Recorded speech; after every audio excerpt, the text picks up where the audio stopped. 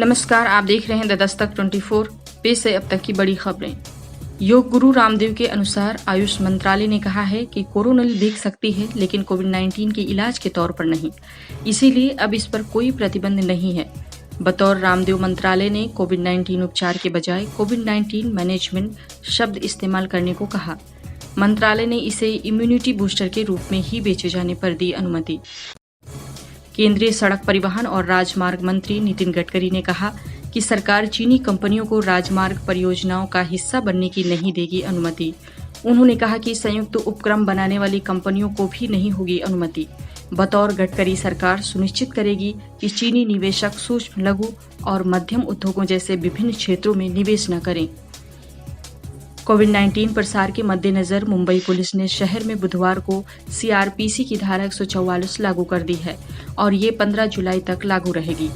Police आयुक्त मुंबई प्रणय अशोक द्वारा जारी आदेश में कहा गया है कि गैर जरूरी कार्यों के लिए गतिविधि पर रोक बुधवार से लागू हो जाएगी। सार्वजनिक स्थानों पर लोगों की आवाजाही, जमावड़े पर होगा प्रतिबंध। प्रियंका गांधी को 1 अगस्त तक खाली करना होगा सरकारी बंगला, आदेश हुआ जारी। प्रियंका गांधी वाड्रा को 1 महीने के भीतर लोधी स्टेट दिल्ली स्थित आवंटित बंगला खाली करने को कहा गया है। सरकार द्वारा गांधी परिवार की एसपीजी सुरक्षा वापस लेने के बाद कैबिनेट कमेटी द्वारा यह निर्णय लिया गया। आदेश के अनुसार प्रियंका बंगला खाली नहीं करती है तो उन्हें देना होगा जुर्माना। चीन द्वारा एलएसी सीमा पर अतिक्रमण की कोशिश के बीच केंद्रीय रक्षा मंत्री राजनाथ सिंह और सेना प्रमुख जनरल मनोज मुकुंद नरवणे पूर्वी लद्दाख में सुरक्षा स्थिति का जायजा लेने के लिए शुक्रवार को लेह का करेंगे दौरा।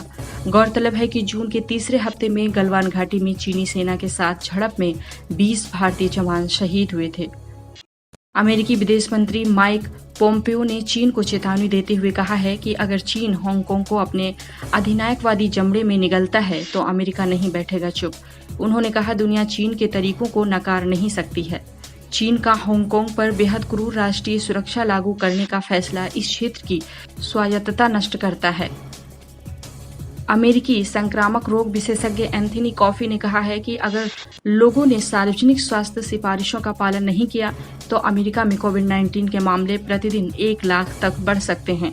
भीड़ की एक वीडियो का हवाला देते हुए उन्होंने कहा कि हाल में जिन इलाकों में कोरोना का प्रकोप मिला वे पूरे देश को खतरे में डाल रहे हैं। WHO के रीजनल डायरेक्टर डॉक्टर ताकेसी कसाई ने चेतावनी देते हुए कहा, जब तक कोविड-19 वायरस सर्कुलेट हो रहा है तब तक कोई देश सुरक्षित नहीं है।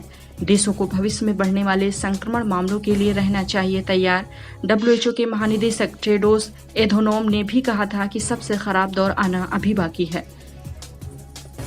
केंद्र सरकार ने मंगलवार को ऑप्सपा कानून के तहत नागालैंड को अगले 6 महीने तक के लिए अशांत क्षेत्र के रूप में किया घोषित। ऑप्सपा कानून के तहत सुरक्षा बलों को खोजबीन, गिरफ्तारी और सार्वजनिक व्यवस्था के रखरखाव के लिए आवश्यकता पड़ने पर गोली चलाने की मिलती है छूट। आपको बता दें कि नागालैंड में पिछले 6 दशक से ऑप्सपा कानून है लागू।